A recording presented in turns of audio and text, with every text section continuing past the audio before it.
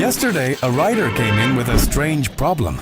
His bike was cranking, but it just wouldn't start properly. He already changed the battery and checked the clutch, but nothing worked. So I opened the magnet side, and there it was.